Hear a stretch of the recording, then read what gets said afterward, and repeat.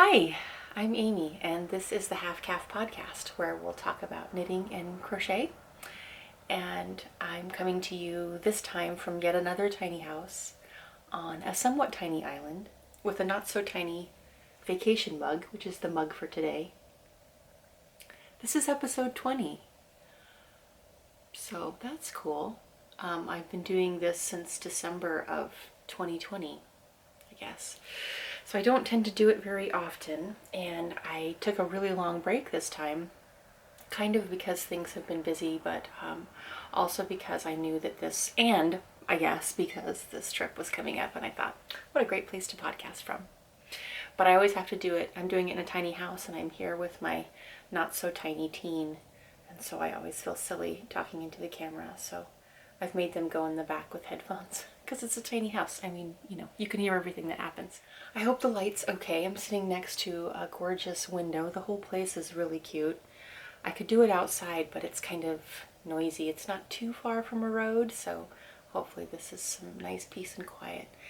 And I turned all the heaters off so they don't make any noise, although it's definitely spring here. Light sweater weather, which is my favorite. Speaking of, I am wearing I don't think you can see any of the important bits, but I am wearing my Alaska sweater, which I turned into a cardigan. There's the back. It's got little detail on the sleeves too. Little trees. I did this in, I forget the yarn, but it's a DK. And I thought that I should probably make the contrast black, but I was actually afraid it would be too sharp, too intense of a contrast, so I did it gray, and now I don't know if it's intense enough, but I love this thing. It's kind of my go-to sweater. I might have to take it off because it's kind of toasty even without the heater, so gorgeous day. I'll try and take some footage of the house and the outside because it's really pretty. No promises because I'm kind of bad at that, but we'll see. Anyway, that's what I'm wearing. Don't remember when I made this, but that and everything else I talk about will be in my Ravelry project pages, and there'll be links to that below. You know the drill, probably. So I mentioned that I have been really busy, and part of that was because last time we talked, and I don't think we've talked since then, I got a small little volunteer job at my local yarn shop, which has been awesome and turned into a proper job at a kind of proper part-time. So I work a couple days a week, and sometimes on Saturdays when I'm teaching classes. So it kind of turned into this thing, which is really fun. So I've taught beginning crochet, and I've also taught beginning amigurumi, and I just released a teacup pattern, which is the teacup that I have in all my like logo stuff for Half Caff.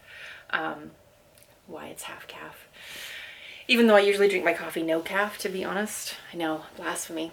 I just like coffee and the chocolate and milk that I put in the coffee. So anyway, so we learned to make, I just released that pattern, and then we learned to make it, teaching people how to do amigurumi. So that's been really fun, and there's going to be a lot more classes. I think we have a Granny Square class coming up.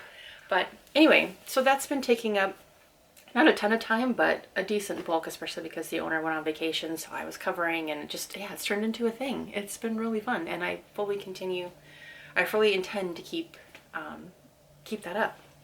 So that's what's been keeping me occupied. But I've definitely found a lot of time to knit and crochet, of course, and less time because I can never knit and crochet there. It's usually pretty busy, which is awesome. I want that, yarn shop, of course, to stay in business.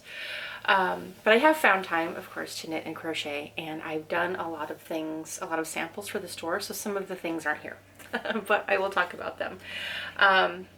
So let's get started. I am going to take this off.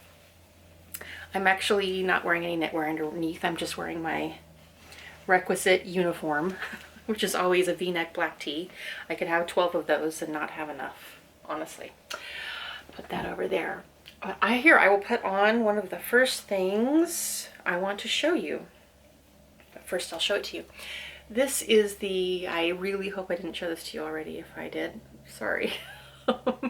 This is the Parallel Lines shawl. This is the second one I've made. I meant to look up the first one I made, but I'm sure it was probably green. But I might be confusing it with another green shawl. I really like green. So I work in green a lot, but I'm so excited for this one. This yarn, so it's Parallel Lines shawl by Joanne Scrace. And it's in a little booklet that I got of a number of different shawls. But it's all crochet, should say that. You do a pattern stitch here, and then this is just, I think it's half double or double crochets to make these lines that go through all of it. And you work it from one side to the other. So you cast on and just kind of keep increasing, and it's an asymmetrical shawl. So I always wear my shawls like this, granny style,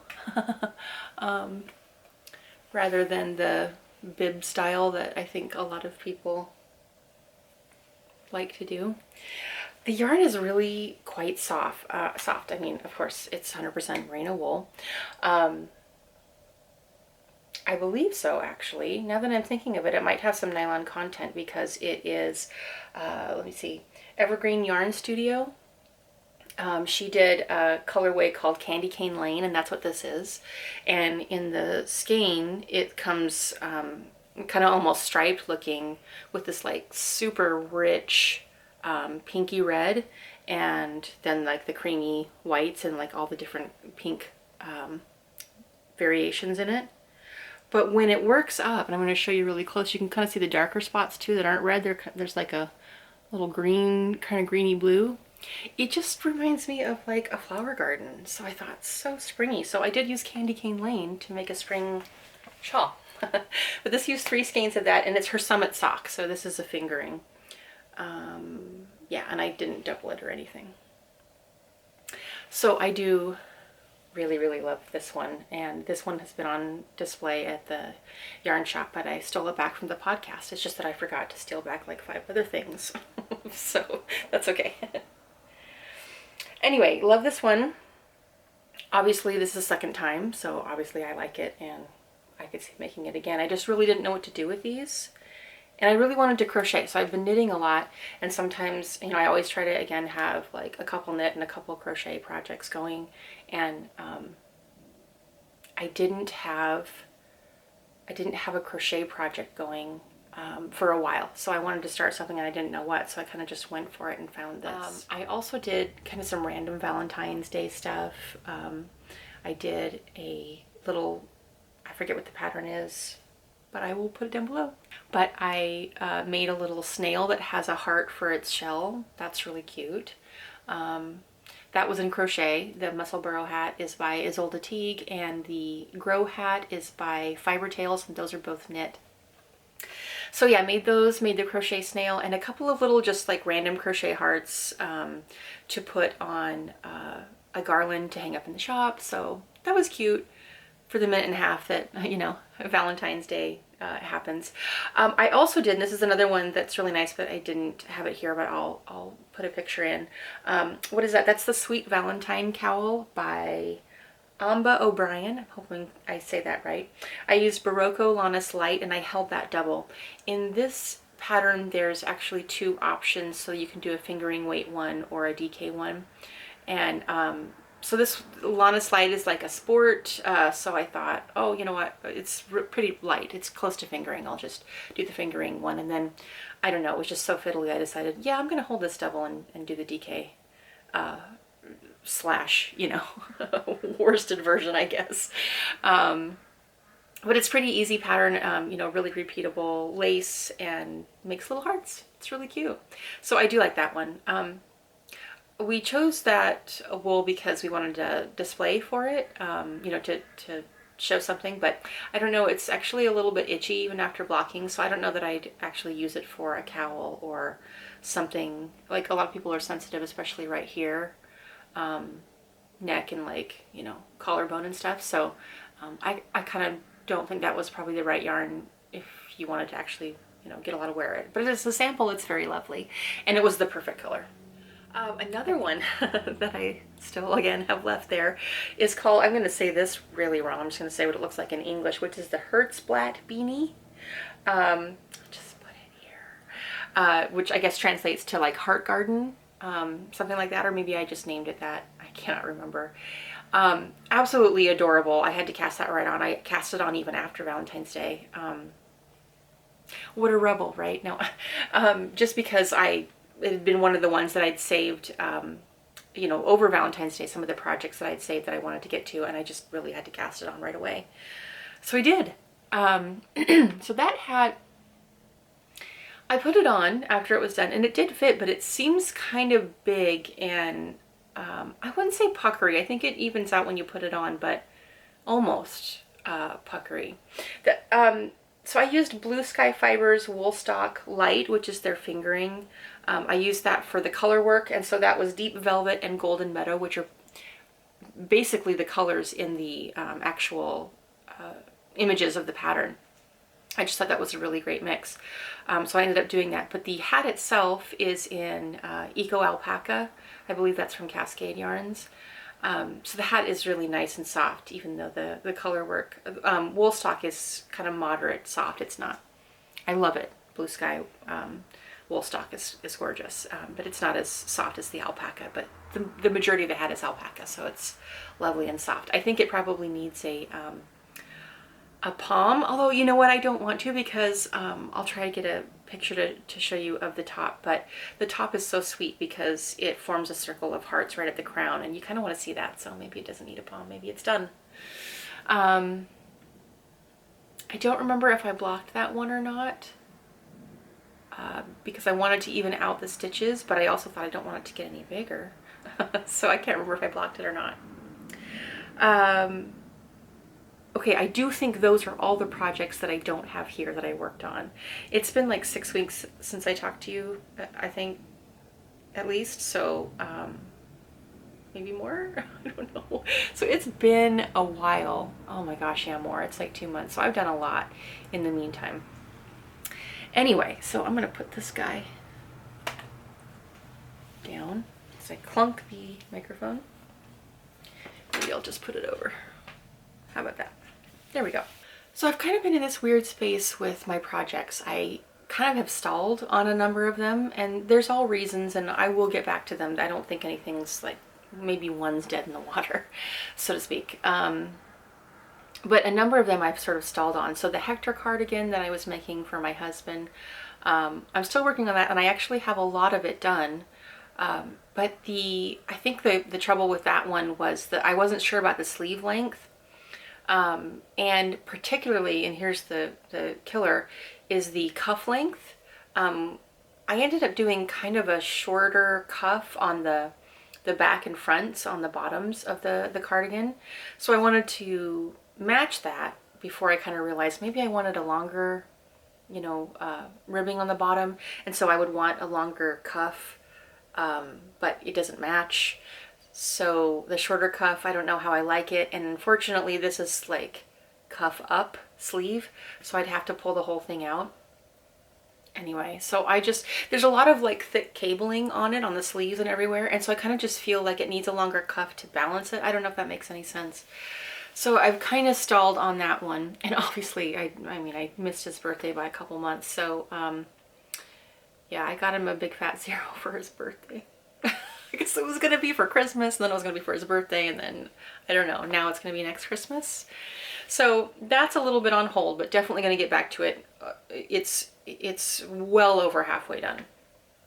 I just have to do the other sleeve and all the finishing, you know, it's a cardigan, so all the bands and stuff. So I hope he ends up liking that, whatever I decide to do. I also started making another pair of socks with some really cute self-striping yarn, and then realized once I got finished with the heel that I made the leg too short. So I'm just gonna have to rip all that back and redo it, I guess. And then my 3 Ridges cardigan is what I'm calling it right now. It is made out of Berroco, I think, vintage chunky Could be worsted. I think it's chunky though. And so it's kind of, you know, it's a beast. And I did sort of intend for it to be like, you know, hefty. So it's a mix. I've got 3 color panels. It's all like a kind of a creamy white, but then I've got 3 color panels of different colors, like a green and a yellow and a purple, I think. Yellowy orange. I don't remember. And I haven't been working on that for quite a while because I've been sort of making up the pattern, and I didn't get the depth of the armhole right. But if I add, so I had to, you know, kind of rip back so I could add some more before a little bit of shaping. So I think I'm doing a modified drop shoulder on that one. But if I do that, then the first ridge hits lower than I wanted it to. I kind of wanted it to hit here and it'll hit further down. So I'm just kind of rethinking the whole three ridges cardigan in general, because I'm not sure if the heaviness that seemed like a great idea is going to be too heavy or too bulky. And anyway, I'm having issues. So that is the only one that might not make it. We'll see. I'm going to get back to that. Like I'm going to get back to the Hector cardigan. So yeah, several things I kind of put to the wayside, and then I started getting new ideas. And really, one of the ideas I got was I was really excited with working with like really super bulky yarns for some reason. And I know sometimes they can be really stiff and large needles can be problematic, but like sometimes they hurt your hands or they're harder to work with, but this was feeling great. I was so excited about it. And we got some yarns in the shop. They're called Mirasol Ushia yarn, and they are super bulky. And I'm using like 9 and 10 millimeter needles to work with those. So that has been really fun. So I did a couple of cardigans, and they're all works in progress now. In fact, I think we're gonna mix it up. Okay, we're gonna mix it up. This is storytelling, not chronological. How about that? So the first one I'm almost done with. I literally have like a few more stitches to bind off for the sleeve, and then I have to sew the sleeve onto the cardigan, and it's basically done. I'm gonna put a button in too, but so it was so close to being done. So I just brought one piece to show you. This is the Oxford boyfriend cardigan. I just want to make sure, like, I've got the needle all wound up, but this is going to be the vibe. This is the sleeve, which I will then seam together. So the Oxford boyfriend cardigan is a super bulky. It's by Alexandra Tavel. I made the XL size. So yeah, it's all fully seamed, which I'm not too worried about. I've blocked all the pieces except for this one, because again, seriously, this is all I have to bind off. I have to bind off about half the sleeve right there, and then block it and sew it. And I ran out of yarn. And that yarn is on back order, that particular color is on back order. So I've been waiting, you know, for a few weeks now. So we'll see if I ever get back to that. Just need the yarn. But this is proper woolly and proper soft, and I just love the chunky size stitches it makes. And so these were on a 10 millimeter needle. So I'm waiting to finish that one. The pattern itself, I just wanted to find a bulky cardigan that I could follow the pattern for, that I liked. I was looking for a crochet because again, I'd been wanting to crochet, but I saw knit ones that I preferred, so I just went ahead with that. There's another one that I decided to do both of them with the same yarn. And so this one, I think I have more than one piece here. Oh, this is the back. So this is the, what is it called? The Everyday Eyelet Cardigan by Ashley Lillis. This uses a US 13, so I think it's a 9 millimeter. And you can just see it's really simple, repeated eyelet pattern all the way. That's the back. Kind of crop-ish. I made the size 4, and I don't know that either of these are going to be for me. I'll probably just sell them. I just wanted to do them because they were really fun. But I would have really loved a dusty pink. That's like the one color that they don't have in this yarn. Well, there's probably more than one, but nothing remotely like a pink. You can see it on their website, but they just don't, it's not available. Like, it's not even that it's out, it's that you can't get it. So I don't know if they had it at one point or what. But this blue is really, really pretty. So I decided to go with this. So yeah, two bulky cardigans. See the ribbing down there? And that one, the reason I haven't finished it yet is because, let's see, what's with this one? I need to block and sew it before I decide on the sleeve length. So I've finished one sleeve, I haven't bound off yet because I need to see if this is the right, it's a drop shoulder. So I need to see if this is, if that's the right length, given after I've sewn this together, and I need to block it first. So, you know, we'll get around to that. But so those two things were definitely fun, and I love both patterns. I just haven't gotten around to finishing them because they all need a little something. The Everyday Eyelet cardigan is probably one I'll get to first, since I'm not waiting for yarn for that. I just need waiting for me to block it and figure it out. Okay, so then I got bit really hard by a crochet bug because I was, again, looking for crochet. I kept finding, you know, a number of knit things. Once I finished this, I burned through this pretty monogamously. So once I finished this, I didn't have, once again, didn't have a crochet project, and I found these super bulky that were knit, so I was not getting any closer. So I decided I would do the Astrid Pillow. Who is that by?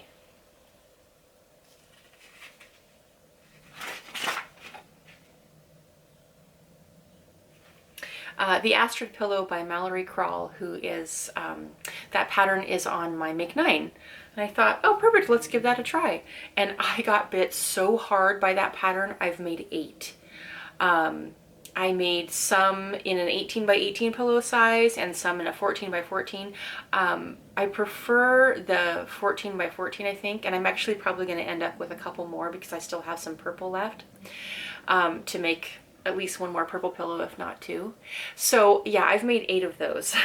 Where have I put it? There it is. So this one is the one I'm keeping. I'm going to sell the rest of them because I don't need 8 pillows. But this is the first one I made. And this is the 14 by 14, and this is all in like browns and creams.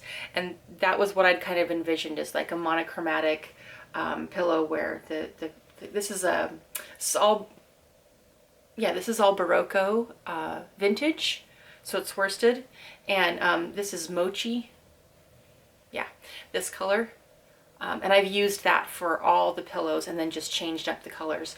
So this is ideal with 5 colors. I've done some with fewer, if I couldn't find, like that's all I could find in that one color, in that one color palette. But I could find a lot of browns, and of course some of them go into kind of like rich oranges and some of them are tans. But I love it. I don't know what it is, but see, so this is just like a 5 by 5, you know, 25 squares, granny squares, in this kind of flower looking pattern, but you sew it onto the pillow diagonally, and I don't know what it is about that, but it's just suddenly like, you know, from boring to gorgeous. It's weird. Like if the pillow were just like this, but yeah, it's like this, and so gorgeous. So I ended up doing chunky first. The first one I did was a blue one, and I will put in pictures of all the colors. It was a blue one and it was chunky, and I thought, oh, this is going to be really much bigger, so I'll just do fewer squares. But then I couldn't get that diagonal because I would only have 4 squares in the middle. So I decided to just make the pillow bigger, and it worked out to be 18 by 18, which I could also find a pillow insert for. So I just got the pillow inserts from Amazon, 4 of the 14 by 14 and 4 of the 18 by 18. I'll probably end up needing a couple more of the smaller ones. So I'll probably end up making 10 by the time I'm done. But they're just so fun. It totally gives me that, takes care of that crochet urge, and they're so cute. So like I said, this one's for us. I ended up experimenting and putting like hand sewing a zipper on the back so I could get the insert out. But I'm kind of sloppy with sewing, so you know, whatever. But I can get it out. But basically, if you don't want to do that, you just sew it up along these seams all the way across the back. Or not sew, actually. There's a crochet finishing that you can do. So I did that, and it makes this nice ridge. So I don't join as I go exactly. I make the 25, but then there's a technique that you can do to make all the final edging and sew it together, or you know, crochet it together at the same time. So very cool. So I've made a blue one. I've made 3 brown ones now, a purple one, and I'm gonna probably get 2 more purple ones out. Kind of an orange and yellow one, and then I actually, in order to use up some of the leftover yarn, I actually combined.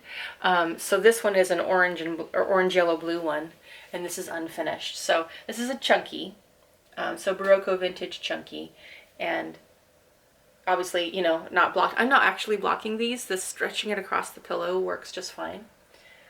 But I love all the colors, the different colors you can get in the combinations. So 5 colors works best, and I've made them all, again, just on that monochromatic, so all purples or all blues or what have you. And the next, actually, I do have another chunky one I'm working on, which is the green, so I might walk away with 11 before I'm done. But they're so great. I hope they sell it at future fairs, because, again, I do not need 11 pillows.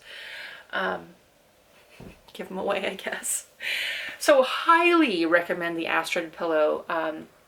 Again, by Mallory Krall, and she has several other pillows and blankets that are really nice. I quite like them all, but I think that's the one that really I find is the most stunning. So yeah, that's keeping me happy in the crochet, but apparently I wasn't happy enough. So I started doing another crochet thing. This is because the owner of the LYS that I work at came in with this. She had whipped it up the night before, and I thought, I need to make that. I need to make that right now. So I made 2, naturally. But they are works in progress because they're not finished yet, right? I mean, because that's how that works. They're not finished yet because I'm stalling on the handles. So this is the Athena owl bag.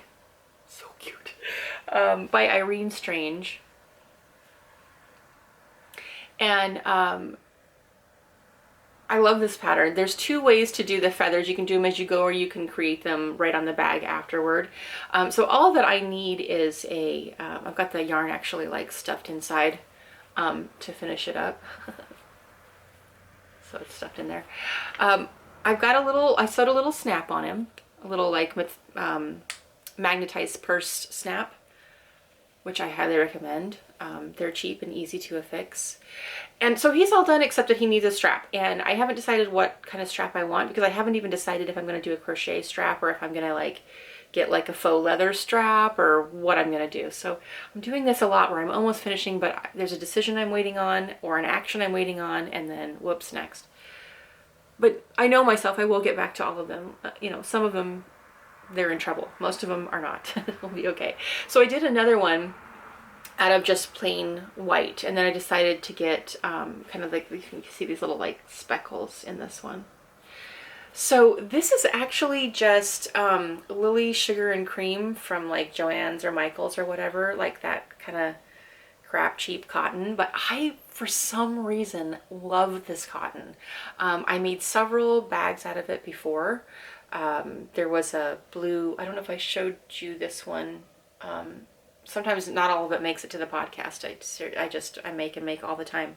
But there was a blue sunflower bag that I made from this. I got on a kick last year, so I've got some extra. I got this special because I wanted to see the speckles on the owl.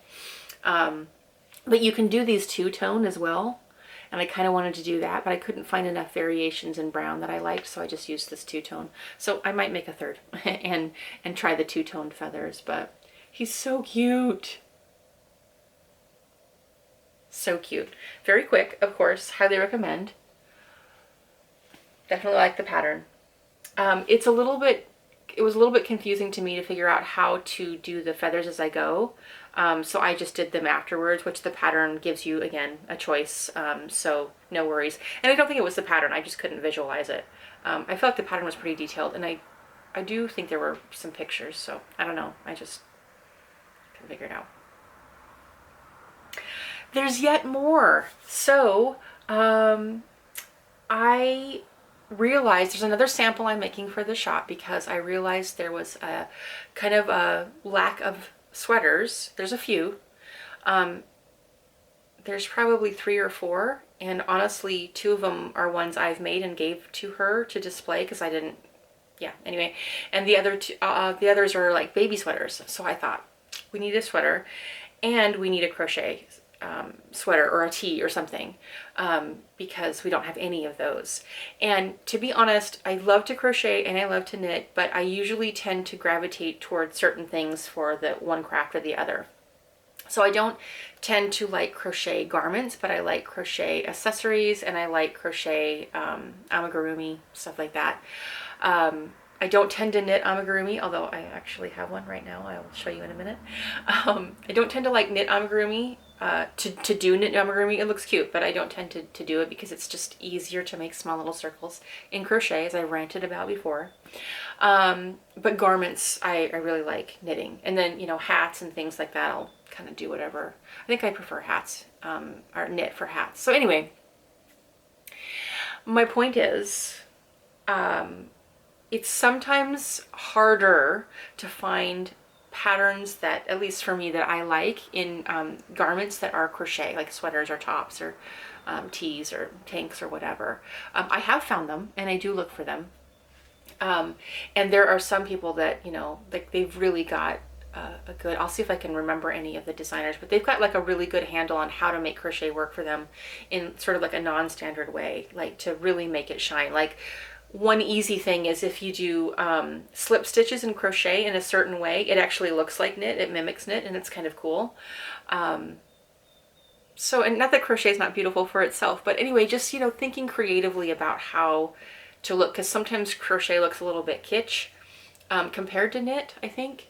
So I wanted to do a crochet top because crochet people get left out of the garment making business, I guess, more often than knit, maybe. You know, there's fewer crochet patterns, even if they're good or bad or not. There's still fewer crochet than knit. So I decided to do that. The one I found for the yarn I wanted to use Woolstok worsted from Blue Sky Fibers. And so the yarn I found, or the yarn I wanted to use was that thing that I just said. So I found a pattern that, you know, I had to find a pattern that matched that was in crochet. And so I ended up with something called the Jewel Tone Tee by Janine, Myska, I think I wrote down. And so this will be for a sample. And I'm maybe halfway through it. It's all going to be in blues. So I used Midnight Sea for the main color, and I've got long tails for sewing, so I'm all tangled up. This is the front. It's all wrinkled too because it's been in my little bag. So it'll go like this. And it's actually kind of like a rounded V-neck. I love that. It's just a short sleeve because it is a tee. So this top is, and the back is the same size, although obviously doesn't have the V. That's right there.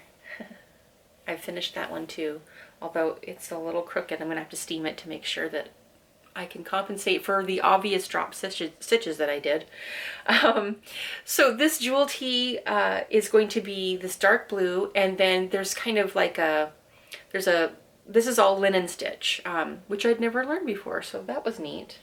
I like the linen stitch, and there's going to be like multicolored just under the bodice. So I've just basically finished the bodice of the front and back, and I need to do the sleeves and the bottom of it. So I'll definitely have that done by the next time I podcast, and I will try to take pictures of it because it'll probably be up in the shop. I can even take a picture of it in the shop, in where it belongs.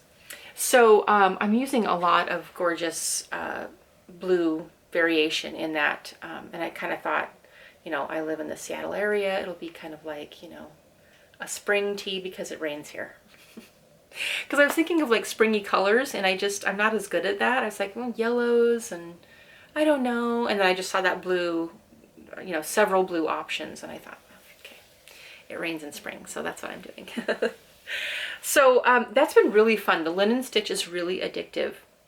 It's super easy in crochet. You basically, you do a stitch and then you chain one, do a stitch, chain one, and then when you come back, you just stitch into the chains, like around the chains in the chain spaces. And then, you know, skip the stitches with the chain. So it's very addictive, repeatable. The rows don't take as long because you're just, you know, chaining in between every stitch. It can get just a slight bit difficult to see your stitches if you're not used to that, but so obviously I probably skipped a couple. To be fair, I did my first knitting crochet session outside because I love to do that all summer long, and it was getting warm enough that I could do that. And so I had a fire in our fire pit in the backyard, and I stayed out there like all evening. So I was knitting by fire, or I was crocheting by firelight. So to be fair, you know, I can feel it with my hands, but sometimes it is, you know, hard to make sure you didn't skip one. And I think I obviously did. So, because my piece in the back goes a little bit like this. So I'll just have to make sure that I can block that out. If not, I'm going to have to rip back, and that's fine because it's so fun to do. And it's really quick. Okay, there's even more. I'm doing another mandala parasol. This is out of Scrape's Whirl, and it's got a good like 1,000 yards or so on it. So this is what I have left. There's the middle of the whirl. It's kind of collapsed on itself because I've been working from the center. But I love this dark blue color, and it's like a white and then a gray gradient to light blue to the dark blue. So I still am getting to the dark blue, but I've done quite a bit. This is one you've seen before on the channel. So I'm probably about 10 rows out, but they're 10 rounds out, but they're long rounds, of course, as the thing gets bigger. And I interrupted to do all these pillows or whatnot, whatever I was doing. Anyway, the owl, maybe? I think the owl interrupted me. Interrupting owl. So, so I'm a fair way on that, and then I'm gonna mount it on a parasol as I do, and it'll be another one.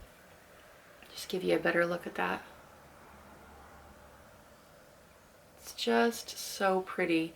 I haven't memorized the pattern because it is very long, and it's even much longer than this because, as usual, I go to a row like 52 or so.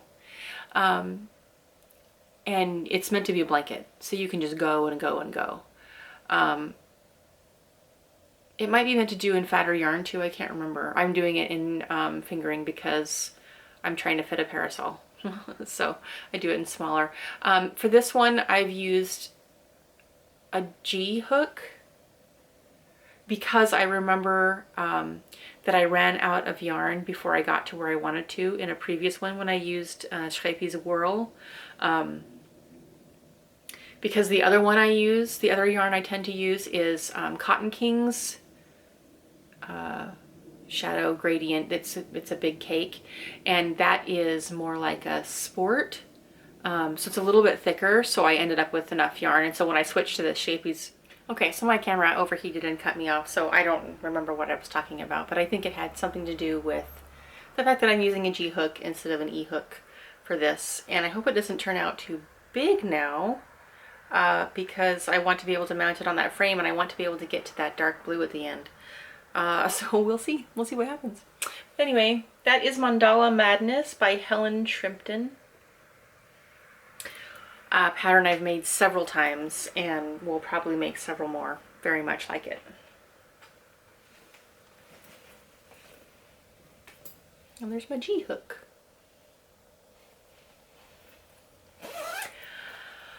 All right, getting near the end here. My last thing is actually something I was working on here last night, actually.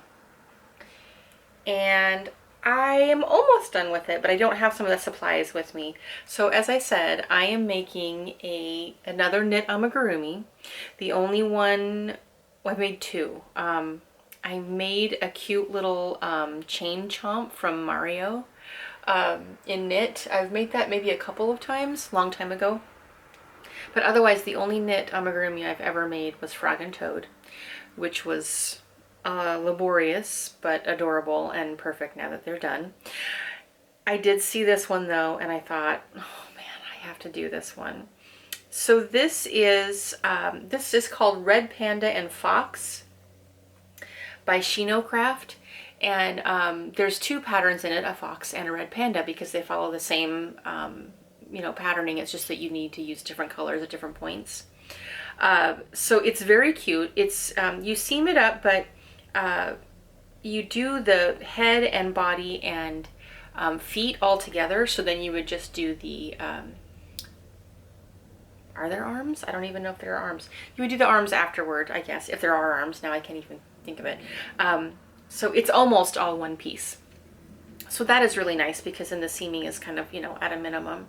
So I have his head and his body done, but I don't have any black yarn with me to do the feet. And I did the tail because I don't need black yarn for that. So here he is undone. Here's his little, gonna be his little fox ears. I'm doing the fox, I'll do the red panda next. This is just what she has you do to know what the eye placement is later. So this looks kind of weird, but it's just yarn that's a marker. I don't know what this marker is for yet, but she instructs you to place the yarn, which is great, but I wish she'd kind of tell you as you go what the markers are for so that I didn't have to worry about cutting off yarn for some specific reason. I could have just thrown a marker on there like I always do. But either way, so I'm doing it her way.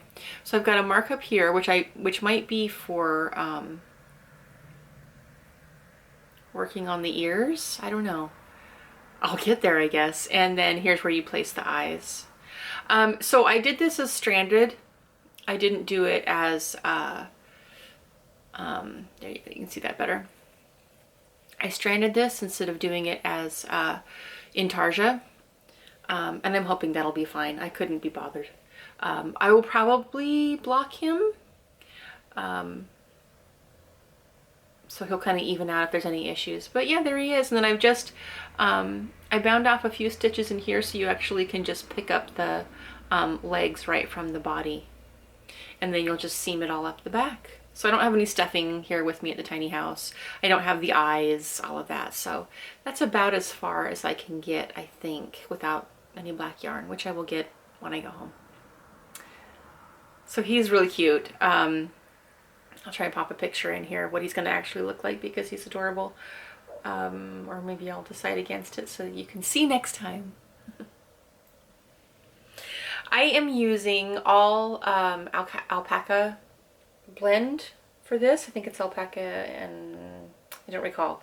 It's the Eco Alpaca. I think it's a DK. That might be listed as a worsted, but I think it's a DK from Cascade. And size 1, a US 1 hook, not hook, because it's not crochet, needle.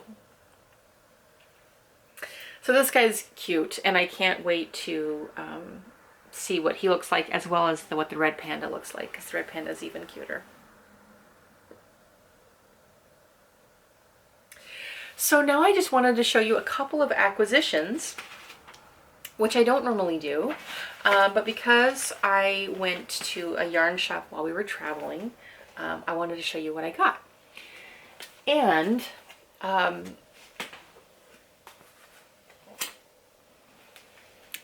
the fun thing about, so I want to see all the yarn shops, like maybe in my state or at least in my area in the Pacific Northwest. So when we decide to go on a little tiny house jaunt, I often these days try to pick one that's near a yarn shop I haven't been. And then it's kind of a cool little outing. I also love to go see lighthouses, and because I'm in the Pacific Northwest, you know, there's a fair number. So I haven't seen one this trip, but we might still head up to it after I podcast, I don't know. But we did get to the yarn shop, and I made that a special trip. We're going from a Sunday to, I'm leaving early tomorrow, which is a Wednesday, and a lot of yarn shops, that aren't very busy tend to be closed on like Monday and maybe even Tuesday. So we got here Sunday, and we kind of had to, before we even got to the tiny house, we had to kind of get to the yarn shop before it closed. But I've really been wanting to see one, or see this one. It's so cute, and it is called Shop La Mercerie. They sell a lot of French yarns, and they sell my favorite yarn. I think this is my favorite yarn, which is Gilead, Durarum Natura. So I looked around, and it was very cute, but of course I walked away with some Durarum Natura. I haven't tried the other, they have a, I don't think it's fingering, I think it's a DK, that's the Ulysse, and I forget what the chunky is. But this worsted I really love, the Gilead. So I ended up getting 2 balls of this, which is Amarante, and 1 ball of this yellow, which I really love, which is Creme Anglaise. I'm really loving this yellow. And then 1 ball of, what is this? Argile, just kind of a pink, kind of a coral pink, and I just thought they would be really nice for color work together. So I ended up getting 2 balls of this middle one, Amarante, which I'm probably saying that wrong, which I didn't know what I was going to do with it. So I'm like, well, color work, sure, but I don't know what. So I didn't get a sweater's quantity, except now that I think I have found a sweater that I want to do. It's by Jennifer Steingass. I've had it on my list forever. This is even one of the recommended yarns for it, and it's called, it's something like Winter Sun, but in a different language. Anyway, I cannot recall what it's called, but I think I might do that one, in which case I need to pick up 2 more. And I have to leave early tomorrow, and they open at 11, so I don't know if I'm going to make that or have them ship it to me, which seems annoying when I'm right here. So I haven't decided yet, but I think this will be that sweater. It's got like botanicals up in the yoke, and I think that this would be like the perfect color for that, for those botanicals. So love these colors, love Gilead. I made the Into the Woods sweater by Melody Hoffman out of Gilead, in like kind of a sagey wintergreen kind of motif that I'm sure I've worn on the channel. So always happy with those yarns. The other thing I wanted to show you, and I need to, hopefully I'll maybe put it on the screen where I got this from, or as far as like the brand, because I got it from my local yarn shop. This is a product we carry that I love. And it doesn't have any markings on it to tell me like what the brand is, so I don't remember. But I finally got a needle binder. It's just got a little skein right here. These come in like an ice blue and a sort of a coral peach sunstone kind of color, and then kind of like a vibrant rose sort of color. But we were all out of them except for one, and it was blue, and so that's the color I got. But it is very cool. As you can see, I mean, I can zip this up, but kind of only just. So I don't have my DPNs in here, and I don't have, I have a Lika set too that is in its own case. So, but otherwise it fits pretty much everything. So I've got a lot of Chagu fixed needles in here, and then I've got interchangeables and more interchangeables and all these cool clear plastic. I hope they're sturdy enough. Clear plastic so I can see, you know, what's in them as I go through. And these are made for you to be able to, I've got a lot of 9-inch circulars in here. So these are made for you to be able to change out the sheets into different, you know, there's like 4 or 5 different ones, depending on what you need to store. I got a lot of clear ones because I want to be able to see what they are, and then just the interchangeable needle holders. Someone I know actually took a fabric marker and wrote on the outside what the sizes are, because you kind of can't see unless you like pull it out. So I thought that was really clever. Anyway, so hopefully I put that binder name on the screen, but this is really cool. Highly recommend. I know there's a lot of possibilities out there, but I do really like this. And now I just grab this and go instead of thinking, what project am I working on that I can take this needle and that needle, and then I forget stuff. So, oh my goodness, so much to share. But I think that is the end of everything that I have made. So I hope I see you sooner than 2 months, but you know, no promises. We've got the LYS tour coming up, which is a tour of all the local yarn shops in our area, and I know I'm going to be working that and be really busy. That'll be fun. That's not coming up till May. Got a couple trips in there. Yeah, I'm looking forward to spring, and it's definitely spring now. By the way, I'm filming this on the spring equinox, so happy spring equinox, happy Ostara, happy upcoming Easter if you celebrate that, whatever you celebrate. And thanks for joining me. I'll see you next time.